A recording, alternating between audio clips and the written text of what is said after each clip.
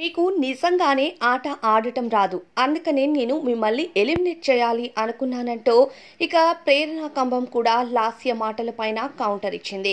లాస్య మరియు ప్రేరణ కంబం మధ్య ఇస్మార్ట్ జోడీ సీజన్ 3కి ఎలిమినేషన్కి సంబంధించిన ప్రాసెస్లో గొడవ జరిగింది. ఇక మీరు ఒక్క ఆట కూడా గెలవలేదని, అందుకే మిమ్మల్ని ఎలిమినేట్ చేస్తున్నామంటూ ప్రేరణ తెలియజేసింది. ఇక ఈ షోలోకి చాలా మంది కపుల్సే ఎంట్రీ ఇచ్చారు. అందులో వన్ ఆఫ్ ది కపుల్ గా మంజునాథ్ మరియు లాస్య ఎంట్రీ ఇవ్వటం వీరు రెండవ ఎలిమినేషన్ గా ఎలిమినేట్ అయ్యారు. ఇక అందరూ చెప్పిన రీజన్స్ కాకుండా ప్రేరణ మీరు ఒక్క ఆట కూడా గెలవలేదు మిగతా కపుల్స్ తో పోలిస్తే, సో ఆట ఆడనప్పుడు ఇక్కడ ఉండే అర్హత లేదు అంటూ మాట్లాడటంతో ఈమెయిల్ చాలా లేట్ గా వచ్చింది షోకి.